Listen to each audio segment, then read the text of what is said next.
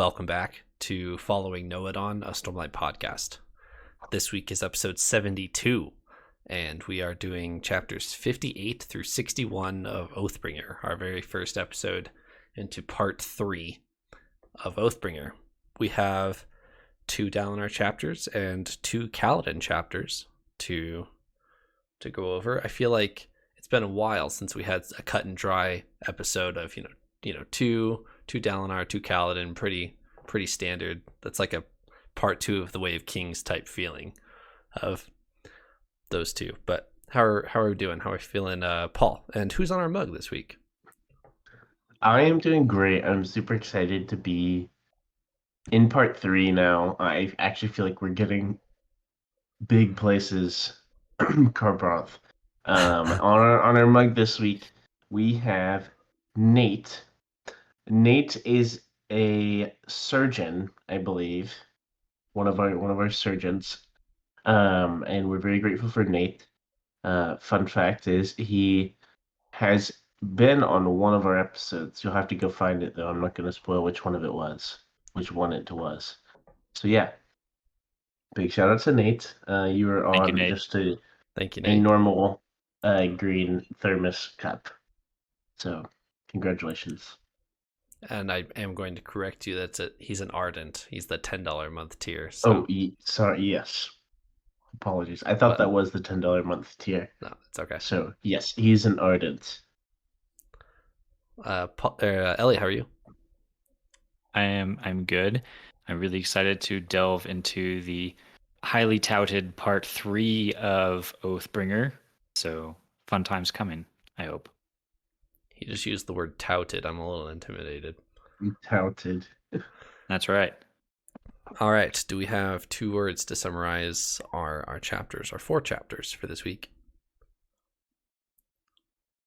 I at least have my contributing to. I don't know about Elliot. No tricks or anything. It's just a daunting rogue. Okay. Daunting rogue. Elliot? I too am kind of going back to the basics, nothing too cheeky this episode. I went with banter and animosity. Banter, animosity, rogue, and daunting. Thank you. I switched up the order just so it could be like, well, a daunting rogue, even though that doesn't really matter. So. All right, let's use these 4 words and talk about Oathbringer.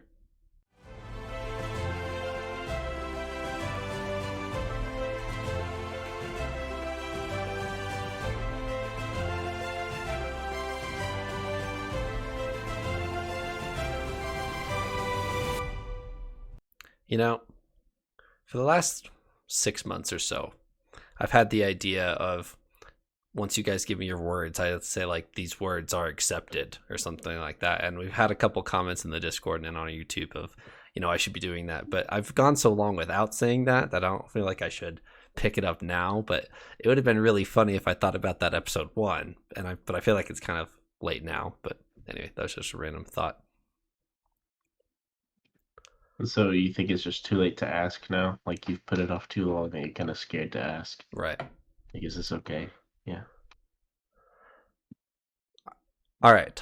We have 4 chapters, and these 4 chapters, nothing too crazy happens. We're kind of setting up our settings and locations for part 3. We're pushing all of our characters into their positions for part 3. And we're not doing a whole lot this episode, but it's still good to talk and set things up. So we have 2 Dalinar chapters to start out, and Dalinar is...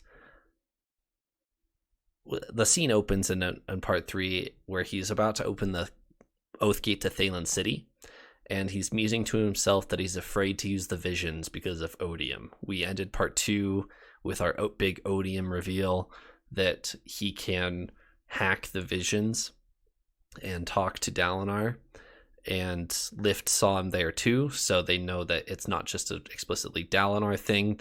So that's why they're afraid to bring other people into the visions and use the visions right now, because if they pull, poor Gox into a vision, and Odium's like, bow to me, and Gox is like, ah, So they're trying to avoid all that. What are your guys' thoughts on that? Is that a smart decision? Is that too cautious? It's definitely smart, right? Odium seemed to be just kind of a chill older gentleman from what we saw, which was kind of weird and confusing with Yes. with what we think of as Odium, right? But we don't know. I'm assuming we know he has a lot of power, so he could probably very easily attack or corrupt someone if brought near. So it's definitely safe. Just because they didn't have a dangerous encounter with Odium when we met him doesn't mean that they won't next time. So And it brings up some interesting questions that I think Dalinar is asking too. Like, what are the limitations around Odium? What is he capable of? Can he just appear to you in a vision, or can he appear to you in the real world? Is he just sort of a mental figment of your imagination or power, or does he also have like a physical form? Like those are kind of the questions as well. Like, does it even matter whether they don't go into the visions or not? Can he just kind of pop up wherever the Everstorm goes, or however that works? I'm wondering those kind of things. So it's probably a good idea for now to stay away from the visions. I know we talked about this last week, and Elliot, you were kind of pushing on the fact that you didn't like the presentation of Odium in his opening chapter. And it got me thinking between last week and this week. We're going to go full Lord of the Rings reference here. We usually avoid those, but we're going for it. In the Two Towers, at the beginning of the Two Towers, Aragorn, Legolas, and Gimli come across an old man who sits outside their fire. Turns out it's Gandalf, but you're supposed to think it's Saruman at the time. And he's kind of just like sitting out there, and he's like all creepy and stuff, and they hail him, and he just kind of goes, ooh, and like, well, walks away or whatever. Couldn't you argue that that's a poor representation of Saruman too? What, like, you're supposed to be not meeting the White Wizard, and he's just kind of like showing up to a campfire and, there. just hanging out, just checking things out. How's it going? I see what you're saying, and yes, okay. I think it is both good and bad. I think it is both a good and bad like representation of him or showing of Odium, because whenever we think of our Odium reveal, I envisioned it of like some all powerful or like evil sprin that has nothing but wrath trying to fight you or kill you. And instead we see him as, this older guy. Um, but it's very like shocking and surprising and makes you think a lot about like who is Odium. He's not just some like there's another level of like intelligence there that's not just like only focus on attacking you. Like there's a kind of a greater plan behind, and so um, it was like surprising in a really good way. So it's not what we expected, but I think it was really good.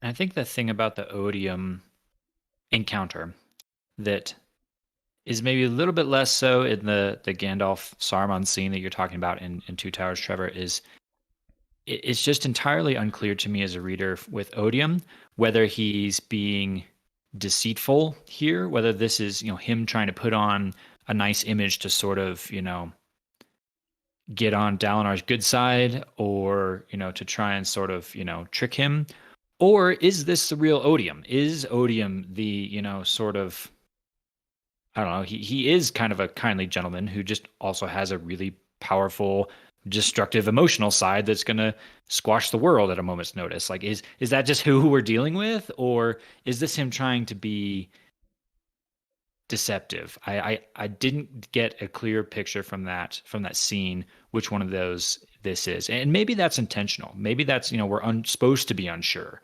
as a reader here in that scene. But that was just my frustration with the Odium encounter. Fair enough. I didn't mean for that to be a huge rabbit hole. I was just going to pull the comparison between the Lord of the Rings and here. But anyway, so we're too afraid to use the visions now. I'm sorry. He sends Kaladin and Shallan. He flies them to Thalen City. If you look on your map, it's Yurthir is actually on your map. I don't know if you guys saw that at the once you know. Maybe that's technically a spoiler, but whatever.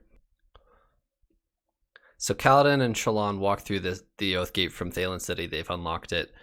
And Dalinar and Kaladin have an interesting exchange here. There isn't too much to this chapter, but every Dalinar and Kaladin exchange that happens in the books, I really latch on to because they're two of my favorite characters like ever. And Dalinar mentions to Kaladin, "Oh, you have land in Alethkar," and he's like, "Yeah, you've got like 6 or 7 villages and a decent sized town, and it's on one of the most prosperous rivers in Alethkar." And Kaladin's like, "Wait, whoa! You know I don't want this. Like, you know, if you know anything about me, you know I don't want to own land or be a light eyes, that type of thing." And Eliot, you put this in our outline. I'll let you go ahead and say it. What does Dalinar respond to Kaladin with? Yeah, Dalinar has a great response here. He responds to Kaladin's hesitation here, and he says, "If you'd wanted a life without burdens, you shouldn't have said the oaths." And that just touches on, I think, a great concept. This is a well-explored concept, I think, in heroic stories, whether it's Marvel comics or anywhere. You know, you can kind of draw a comparison to, the classic Spider-Man quote of "with great power comes great responsibility." Basically, this whole concept of, you've stepped up to the plate. You've taken on this responsibility, including all of the burdens that come along with that. There's a lot of benefits to becoming a Knight Radiant. You get a shard blade or a shard spren that can become anything you want, like a spoon or whatever else. And the downside of that is, well, yeah, you've got some responsibilities that come with this too. And one of them is owning land and being a lord for a region of Alethkar. So I thought this was a great little responsibility speech scene for, all 2 lines. I agree. And it was really something that, from my view, was doing something good for Kaladin, even though he doesn't want it. It's like he doesn't want this land, but I think it's pretty good for him. It's good for him to have this. He's gonna do a good job with it. It's just like I don't care what you want, Kaladin. Just be quiet and take it. Just kind of move on. And I thought it was kind of some poetic justice and really good there. And it even kind of implies, honestly, back to maybe a theme, I think, that goes all the way back to Way of Kings of this kind of concept of be the better man or be the change you want to see in the world. I think Kaladin's father, Lyrical, talks to him about this, like you got to take the first step. Like this could be that for Kaladin. Kaladin's thinking in his mind, like, oh no, land ownership, being a lord, like that's a light eyes thing. I want to be as far away from that as possible. Well, how much better if he could take that on and be the kind of light eyes that would be, beneficial for the kingdom, be a benevolent, landowner and lord and perhaps be an example of how it should be done. And yeah, I think Dalinar could be maybe inspiring Kaladin in this moment. I'm sure that we won't probably go any further with this concept here, maybe, but cool moment. And this is part of their dialogue immediately following that too, is they have to win back their kingdom first, right? They're a long ways from peace in Alethkar at the moment. So, oh yeah, here's some land, Kaladin. Oh yeah, by the way, it's completely run over by Voidbringers right now. So yeah, good luck with that. Right. All right, jumping through the Oath Gate into Chapter 59, we are getting a tour of Thalen City, and immediately Dalinar notices the sheer destruction that's happened in this city. It's similar to Kharbranth in that it sits on the west side of a mountain, so that it's sheltered from the east coming high storms. But it's right on the ocean, similar to what Carbronth is, but Carbronth is kind of catty corner to the south, and so that it's helped a little bit by Everstorms accidentally. But Thalen City is absolutely not. So down by the lower docks, apparently the Thalen docks were super prestigious and famous in the world, and they're all made of wood. And as that first Everstorm comes through, coming from west to east, it just smashes straight into the lower levels of Thalen City and completely just sweeps everything away. Everything that was not stone, everything that was not literally concreted into the floor is gone. And it's a huge shock for, all the Alethi coming through the Oathgate here, Navani and Dalinar and whoever else is with them. Yeah, this was a reminder for me of how important the Everstorm is, just kind of like the physical presence of it, because the last few places we've seen haven't really been too affected by it. I mean, we've seen Yurthiru, which is pretty much completely unaffected by it. We've seen a few scenes across like Alethkar, which seems like Alethkar is getting hit, but not necessarily too bad. Like the different places we've seen have been able to handle it or kind of recover from it. And then we see Thalen City, which looks like it's just been wrecked by the Everstorm. It describes it very hurricane-esque, where like the moment it hits land, it decreases in strength. So Alethkar, which is fairly landlocked, isn't faring near as bad as Thalen City, which is right on the coast, and it just builds and builds until it hits right at Thalen City and just sweeps literally everything that's made of wood out of the city. Right. And I keyed in on Dalinar's observation in this as well, that he's kind of looking at the destruction and seems to think that the one temple that they visit, the temple of Talanel, seems to have been hit a lot worse than maybe some of the other locations, almost as if it was like intentional. And we've kind of gotten the impression that Odium is perhaps riding the Everstorm, or is like present in the Everstorm. So the implication here, the conclusion you could jump to, is that maybe there's a very vindictive Odium in the Everstorm that's just up there just hurtling lightning bolts down on the same spot like over and over, like curse you, Talanel, that kind of thing. Shout out to Talanel for 4,500 years keeping him in check, and then apparently there's a grudge there, or perhaps there's a grudge there. I can't imagine they would be friends, so that does make sense. Oh, come on, why not? I mean, maybe by the end of our story, we'll see some character development. Talanel will bond Odium. And it'll all be happy-go-lucky. They'll all settle down in Kaladin's little village, and then Hearthstone. Live a happy, peaceful life. Yeah. Back to Hearthstone. Well, his new place. Oh, yeah, okay. Yeah. Mm-hmm.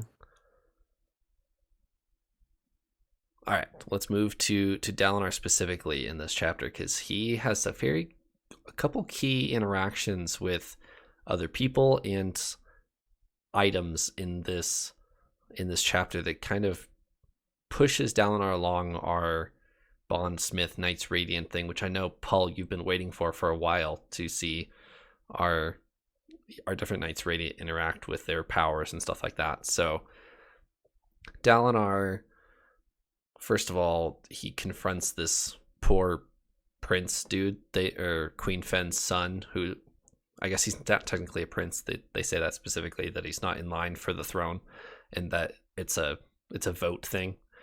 But I'll just call him a prince for all intents and purposes.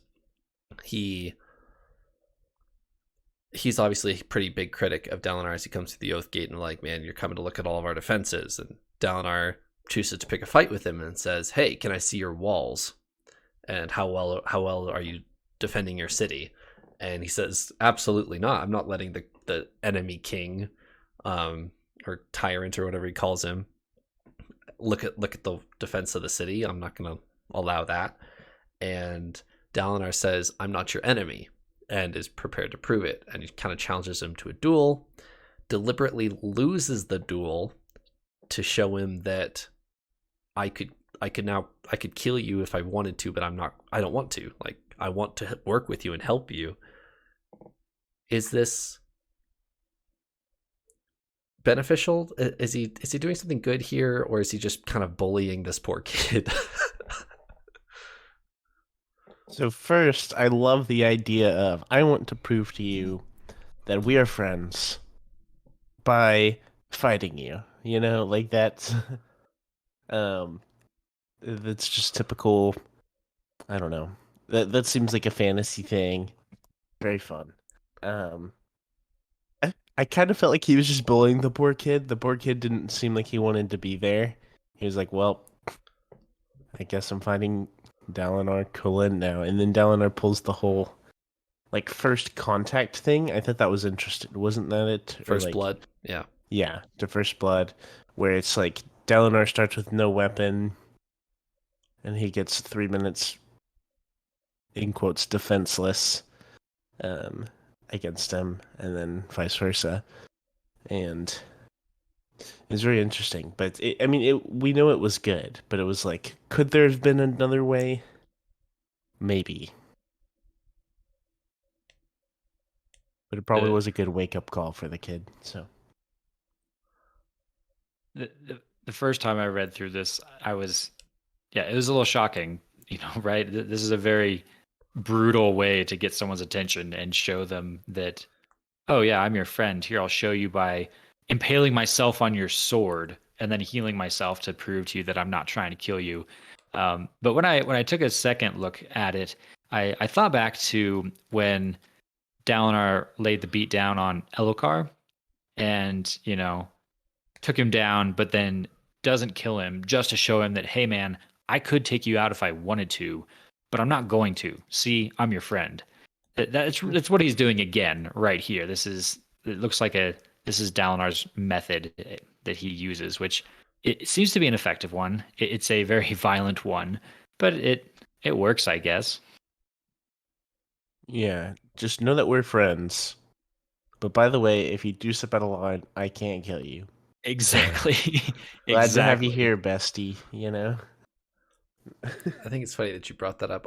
I forget all the time that fake assassination storyline is in the Way of Kings, and that you brought that up. I'm like, oh yeah, that happened. Like Elokar fakes his own assassination attempts to what end? Anyway,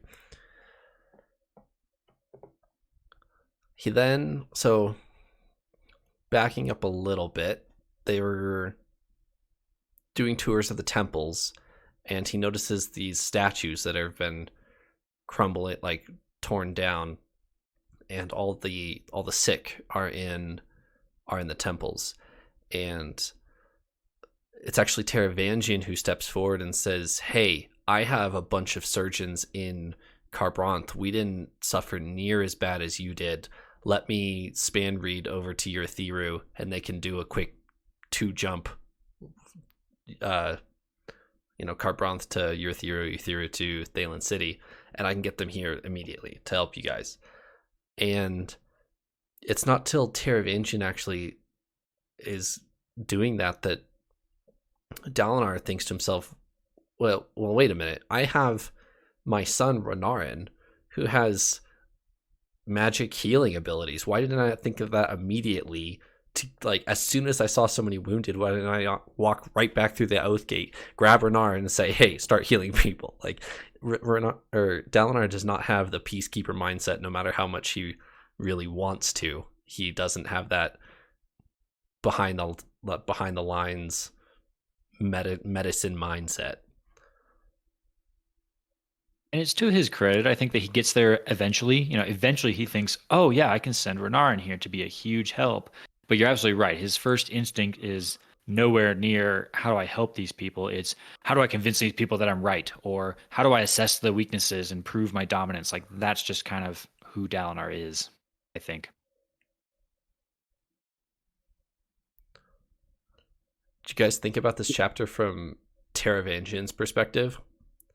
I was just going to mention that. He walks into this huge temple, and there's cots and rows of sick and dying people what does that remind him of? Well, Carbron, and he, of something he's initiated way back in the Way of Kings, is those death rattles. They're killing people to get their death rattles from them. Like when he walks in, that's what his mind goes to and says, "Wait, I can fix this one," and so he volunteers his surgeons for that. and I want to know what you thought of this, Paul, but I did notice this because Taravangian even says, I've got it right here, I can see my home in this, Bright Lord. He's talking to Dalinar. And Dalinar kind of has this he's touched by this moment. He's having a tender, he cares about these people. That line means something completely different to us. Right. He's not talking figuratively. He's not saying, "Oh, I could imagine if this were my people." No, he knows exactly what this is like because it has been his people. It is his people. He has done this to his people, and so this is, I think, a more emotional state. Taravangian having a little mini breakdown because he sees this and it hurts him because he knows he's inflicted this on his people. But Dalinar kind of, all of that sails right past Dalinar, of course, and he misunderstands it. So yes, interesting little moment. I didn't think about this while reading through Taravangian's perspective, but there is a lot there that I just didn't think about. So we know there's the death rattles, which also I wanted to bring up kind of as we move on from this. Now our little epilogue things are from drawers and gems and things like that. Yeah. Which I thought was really interesting, and I'm wondering if we're going to have a similar kind of reveal in this book with these death rattles, because we didn't really have that in Words of Radiance. Not to that extent like we did in the first book. Like where those are, where those are coming from, though, right? That's true. Yes, it's like from all the drawers that like sprung open, Right, and stuff. But I guess like the significance of that, like. Right. What's a little bit unclear with those drawers is why. Like, why did they put those in the drawers? Was it purely just to archive information, or was there a different reason? One more thing on the Taravangian bit, too, that I thought of just now is Taravangian is very quick to send his surgeons to help, right? He also might have an ulterior motive there. He might want to be sending his surgeons there to collect some death rattles from the dying as they're, Yep. he's thinking, ooh, more data for my, my diagram. Quick, let's get my people out here so we don't lose, any of these. That I wonder if that's part of the motivation, or maybe the whole motivation there. Sneaky Taravangian. It's like, oh, a bunch of dead people. Wherever I say, oh, I can use this. You just want to punch him in the face. You do that. I'm sure Dalinar will eventually. I hope Dalinar will eventually. I would kind of hope so too. Speaking of, I'm gonna bring this up while we're talking about Taravangian. We haven't really seen anything from Malata, our Dustbringer shard bearer, and that's one of my biggest things right now. I'm like, when is she gonna do? What is she gonna do? Something like something. She's got to do something. Book, right? They keep like mentioning like, and Malata came along or whatever, and we know she's there and stuff, but what is she? Is she honorable? Is she trying to harvest death rattles? Like, what's she doing? I don't know. Do you guys remember in the Taravangian interlude that we had recently, they send her Spren to spy on Dalinar? Do you guys remember that? That's part. She's definitely part of the diagram of things. So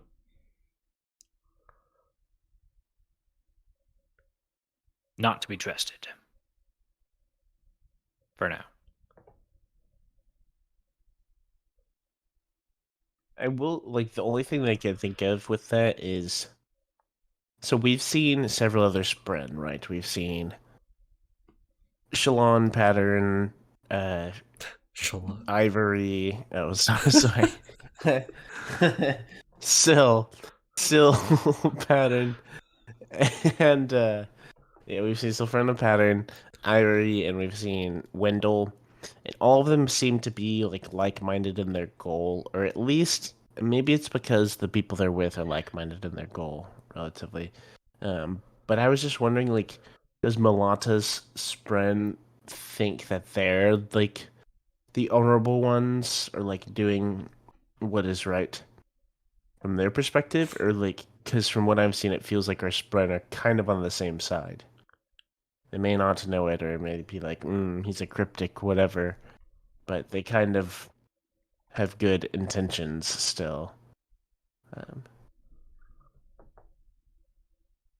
It's a great question, actually, because it plays into the greater question that we kind of still have about Spren. Like, where are they coming from? Where do their motives originate? And yeah, Dustbringers being a Order of Knights Radiant makes me want to say, oh yeah, that means they're the good guys, right? They're on the good side. They're trying to get to the goal. Maybe they do it in a very different way than the others, which makes me want to say that her Spren is maybe misunderstanding what Taravangian is trying to do or something like that, and kind of going along with it, thinking it's honorable. But who knows? We've also seen Skybreakers, who are supposedly an Order of Knights Radiant, do some pretty terrible things. So I don't know. I agree with all your questions, Paul. I'm very unsure there. Do you guys remember when we took the Knights Radiant quiz what the Dustbringers like slogan was?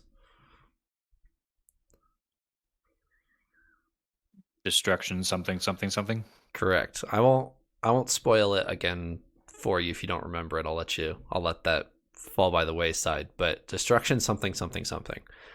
And we know that if the Spren breaks things. if Right? the That's what we- Windrunners are all about honor and the ends don't justify the means, and then we have Taravangian over here and his Dustbringer, and they're all about destroying, and it's like it doesn't really matter how you get there if you're doing it for a good reason in your mind. You can justify pretty much anything to get there. That's how I think of Dustbringers, is that I see a good goal in my mind. Doesn't matter how much I destroy on the way to get there, I'm gonna get there. That's how I think of Dustbringers in my head. And I don't have the knowledge of future books and things like that, but where I envision the Dustbringers kind of sitting in the whole puzzle is, I imagine all the different orders of Knights Radiant, all working together and all having a synergy. They're all very good at their certain thing. And what I kind of am picking up on or imagining is Dustbringers, like, conscience and honor and what is right is not the strength of Dustbringers. Dustbringers are like they're the get things done people. Like, they're your commandos. They're the ones you want, attacking the enemy, going in. Nobody stops the Dustbringers, but maybe they rely on the Bondsmiths or the Windrunners or somebody else to kind of maybe decide what should they be destroying, and their job is just the I'm gonna take it down, sort of thing. That's where I envision this is going. That's a great point I hadn't thought of. One last thing on Dalinar in this chapter. We see a new Knights Radiant surge, if you will. He does a little sculpting and puts back together this statue. Is this cool or is this lame? I thought both. I thought it was kind of cool. I was like, okay, cool, but I was surprised it became such a kind of a big scene. I was like, okay. I mean, it's this really heavy stone, of course, but it talks about all he's pushing and all of his joints pop out of socket and they heal, and it was just like, whoa, okay. That's kind of grotesque, Dalinar, but do your unite thing. Go ahead, and stuff. And I mean, this just felt like a lot of strong symbolism of like whenever he sees something, he's not just like, okay, we'll come back to that or whatever. He's like stopping to like make things right. Also, with this, doesn't this talk about, or maybe this was previously, where he could like hear the stone? Yeah, that's Yes. here. That was really weird to me, and I don't know how to feel about it. It seemed So overwhelming.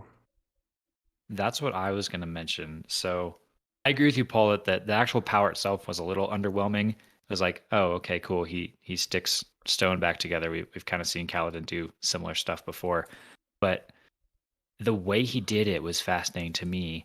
The way that the Spren kind of called out to him and wanted to be put back together, I struck a sort of contrast to soul casting.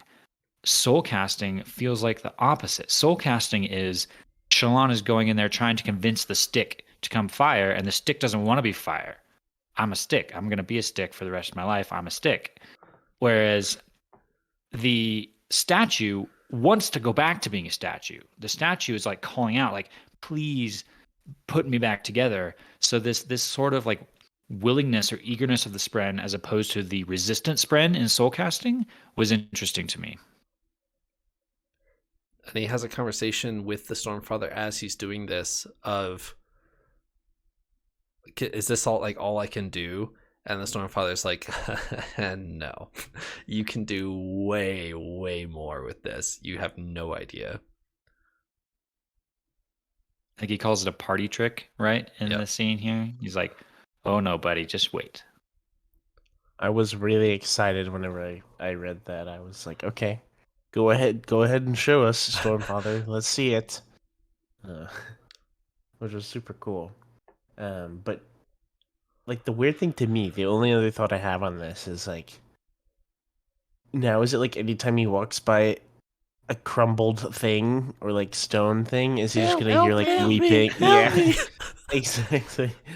Like I feel like that would be overwhelming. I've just imagined a lot of the places that they've been, especially in like Urathiru and stuff, is like kind of tattered and broken, and I feel like that would just be a lot of plains. voices. Yeah, literally. Just to throw one out there. Yeah. It's an interesting thought. I didn't think about that. He walks out onto the shattered plains of yours. Help us! Help! Unite us! The whole. It's like every The plateau entire has plains, yes. Every plateau has a different voice. He just walks out there. It's like, oh my gosh. Yeah. Okay. Literally no escaping it. Oh my gosh. Just the whole crowd just like a horror movie yelling idea. at him. Yeah. Maybe he's got a Spren mute button. He can just like choose like, Yeah. nope, not listening to Spren today.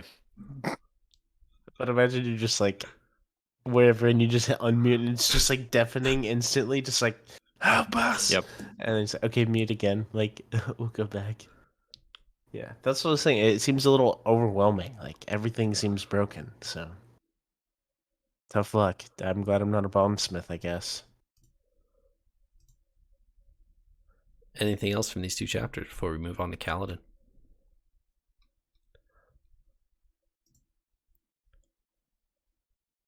Let's run some wind. All right, let's run some wind. So, Kaladin is flying to Kholinar, and he's bringing a couple people with him. Let's go ahead and name them: Kaladin, Shallan, Adolin, Elokar, Drei, Scar, and two of Shallan's henchmen and what's her face. What's her name? The head henchman dude, Vatha, right? I think is one of them. And then is it Ishna is the girl spy who just kind of signed herself up for Shallan's crew? Right. Yeah. And Kaladin kind of is talking to Syl about Shallan. He's certainly noticing Shallan in this chapter, and Syl is noticing that Kaladin is noticing Shallan and kind of pushing that envelope a little bit of like, oh, come on, Kaladin, she's kind of cool. And Kaladin thinks to himself, oh, she can't even go anywhere without her little handmaiden, like she needs to be pampered wherever she goes. Why do we have to bring her two henchmen and this, but Shalana's alternative motives bring those three along. Did I not say it?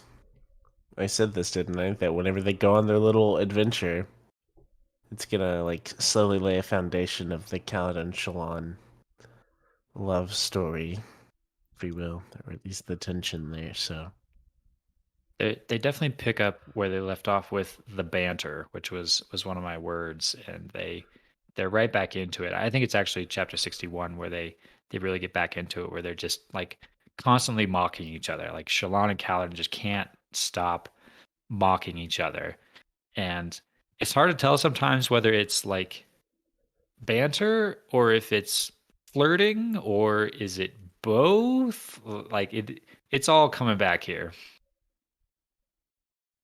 one of your words. Okay, that also reminds me of my words as well, which Trevor seems to have lovingly forgotten to ask us.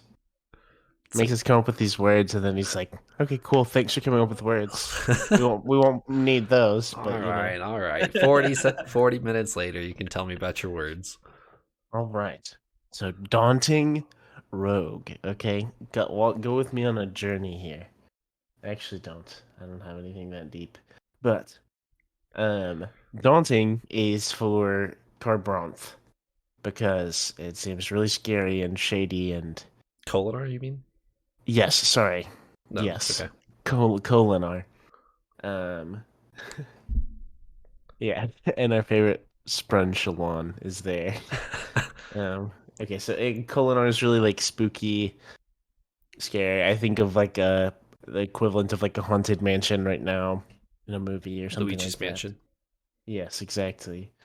And so as a result, they're kind of planning like a roguelike attempt. They're kind of trying to sneak around and everything. They can't just go in guns a blazing to Kholinar with which we don't know what is there. That's a fun question. Could be like an unmade. That was kind of one of my thoughts, or maybe it's where like Nail is, or one of our other heralds, or something. Odium. Who knows? I actually got pretty excited in this chapter. I think it's the beginning of 61. Shallan seems very certain that this is an unmade, another one of the unmade that's causing this. They keep describing it as like a darkness or a wrongness, which I think that they also use that to describe the unmade that was in Urithiru. Like it just felt wrong. And so they're using a lot of those same words again, which seems to be leading towards that's going to be the case, which is what I thought was going to be the case, or it was what I was maybe kind of theorizing could be the case here, that this was another unmade influencing the world by taking over Kholinar, which seems like that may be the case here, which is interesting because we've now had an unmade in Urithiru, big, major, powerful city. Now we're seeing another one in Kholinar, big, major, powerful city. Is this going to, be a pattern? Do we now know where to go look for these unmade beings? I'm really excited. In the same way I've wanted to find all of our heralds, I'm really Yeah. excited to see all of our unmade. Especially with the first one. I don't remember the name offhand, but the first one that we saw, Midnight Mother. Ja'anat, was that the Jean? Okay. No, Jean Not is not the Okay. Midnight Mother. I don't remember where I However, remembered that. go ahead and finish. Well, I'll enlighten you. We'll go ahead and finish your thought, and then I'll talk about that here in a second. Okay. Just whenever we saw or Midnight Mother, I thought it was really like cool, and I'm curious to see because my thought was like, is this kind of like a twisted version of a Light Weaver that's like Oh yeah. sending out these illusions and images, and are we going to see a like kind of a twisted rendition of our other orders? And so I'm really like tuned in here. Like as soon as this chapter started, I like had my full attention. I couldn't put the audiobook down, So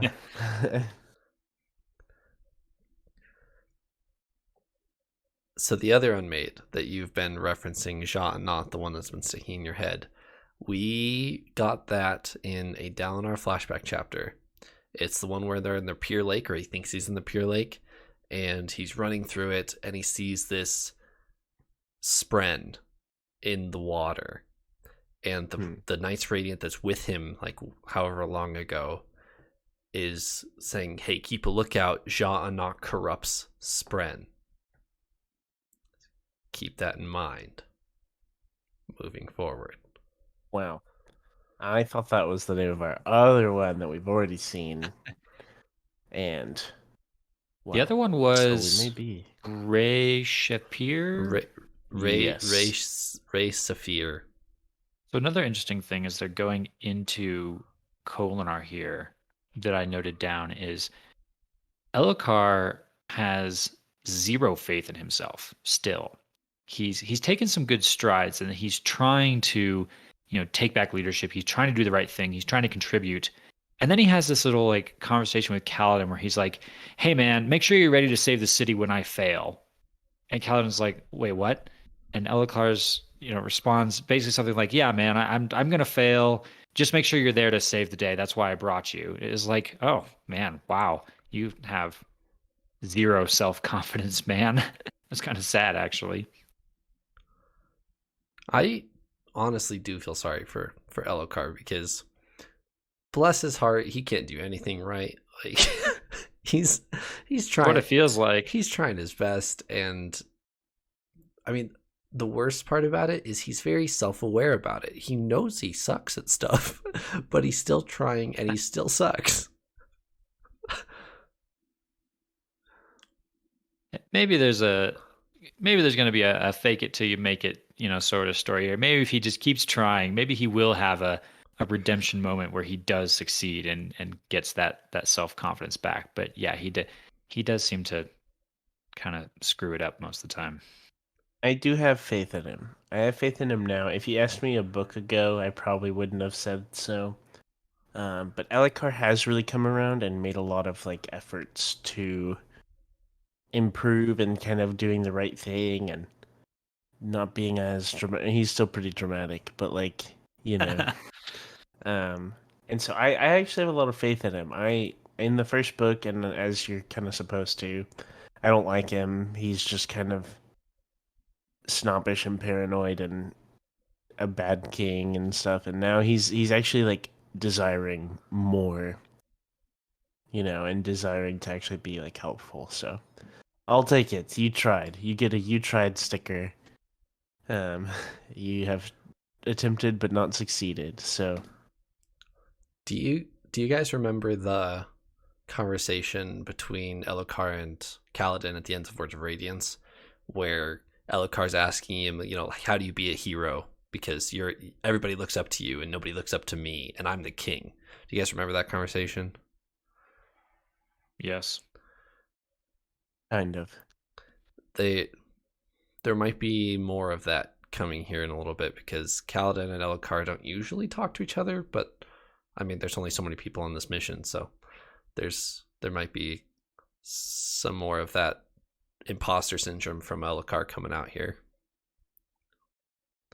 And I am with Paul in that I do feel a little bit positive actually about Elhokar, because he's trying. He is trying. And he could be, alienating Kaladin because he's jealous of him, but he's not. He's saying, "No, I want you to come so I can learn from you." Like, that's at least a step in the right direction for him. Right. All right, there's a new name that is dropped in chapter 61. Did you guys catch this? One of the city guard who's letting all the refugees in, or not letting all the refugees in, and Kaladin's just, feeling bad for him the whole time. Like, man, that would suck to be this guy. He mentions a name, and he says High Marshal Azure.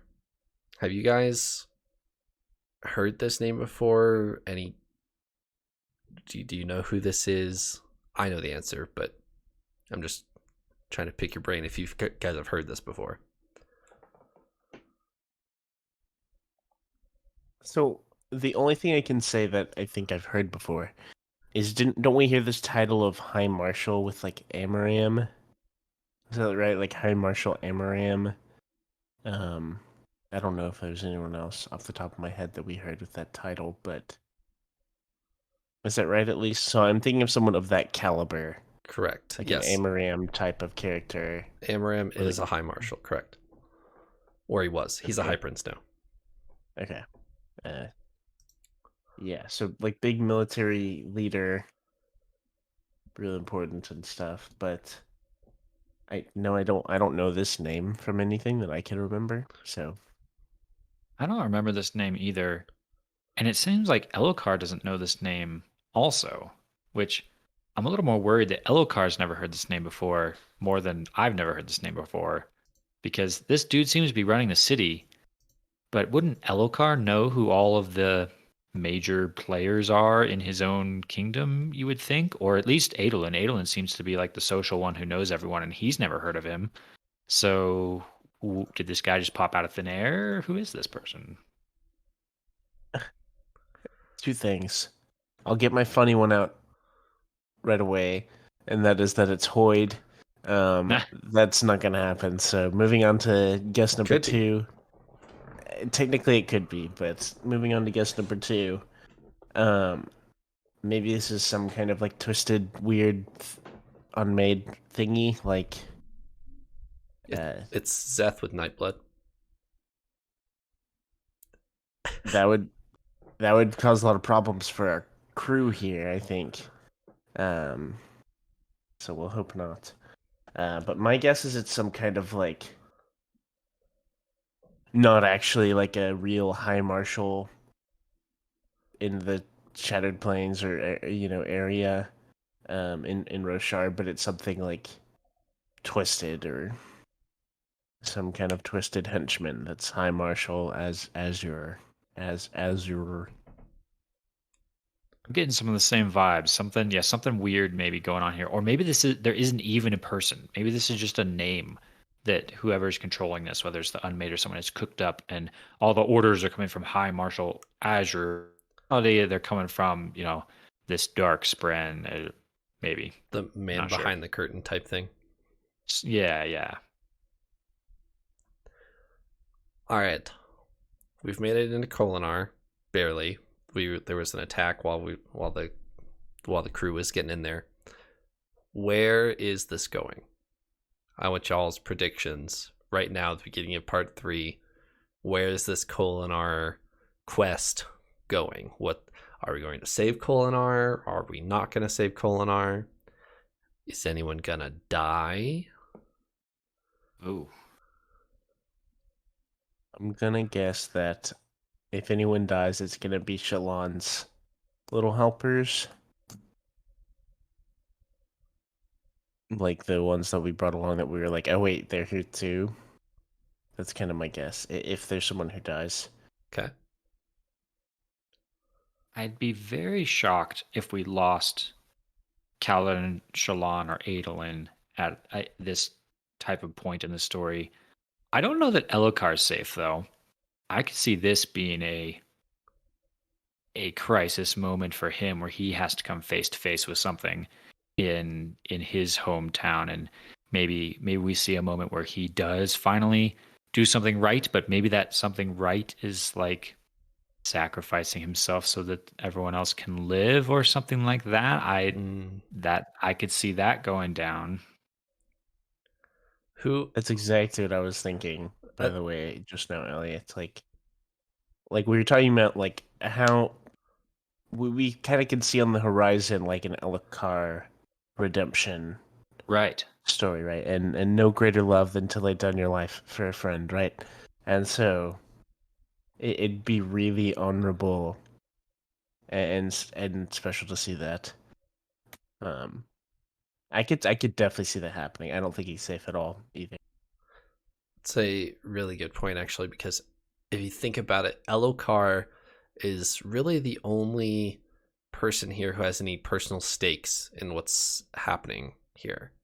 This is Elokar's homeland. Aesodan is his wife in the castle. He has a son. in the castle, a young son. So he's, I mean, Adolin sort of, like, this is also Adolin's childhood hometown, but nobody he really is close with is here at the moment. They're all in Urithiru or the Shattered Plains or a combination of the two or whatever. Elokar is really the only one who has any personal stakes here. So that's an interesting guess. I do feel like whatever's going to go down is going to revolve around Elokar. This feels like an important story moment for him. So that's my prediction, I guess. Whatever's going to happen here is going to be a climax moment for Elokar, whether that's he dies or is able to save his wife and child. I do think we're going to get to see a hero or maybe like an ultimate fall of Elokar. I don't know, but something big with Elokar at the center. I'm really grateful that we get to talk about this each week because of this. I wouldn't have thought of Elokar going into this of like, he's actually going to probably play a really integral or important role here. And I think you're very right on this. Like, it's kind of a perfect storm of he has a lot of risk on the other end of people he knows and loves. He's got a lot of personal things going into it of wanting to step up and be a real leader and like actually contribute. I also think he's just as a character in a good position to die. Like, I feel like our characters kind of have things under control without him. Being honest, that sounds mean to say, but I think they have things pretty well under control. But if he dies, he is a notable character that we've seen from the beginning, so it would be a more impactful death than like some more like no-name person, you know. So in my mind, it's kind of a perfect storm, so I could very well see it happening. All right, second question for you. Who else is here?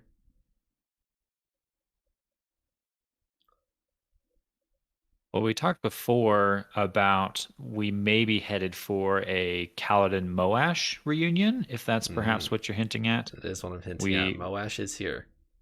Or right, we know that close. Moash is right, not far. He's outside with the Parchment army. So could we have a Kaladin Moash showdown? Definitely seems likely. Third question. Who is conspicuously missing?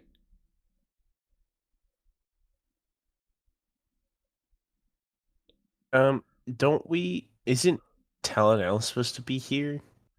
No. Am I wrong? I could be wrong. Talonel has been stashed away by Amarim somewhere. Okay. For some reason, I thought he was stashed like in Kholinar, so ignore that. Oh, come on. We're in part 3. He hasn't shown up yet. Where is he? Zeth? Nope. Good guess, though. Okay, that was my hope. That was just my internal hope. It would be like, yes, Zeth, keep your eye out. And I would be like, I will. But, okay. Hoyd. Where's Hoyd? High Marshal Azure. I mean, it's a decent guess.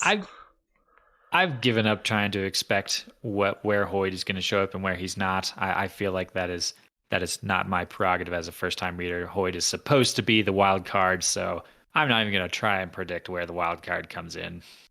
That's fair. I kind of agree. My understanding of how Hoyd will be used practically right now is like he shows up and kind of gives us some bigger perspective to things, and we're like, whoa, can he use breaths? What's his heightening? Like, or things like that. Not so much of like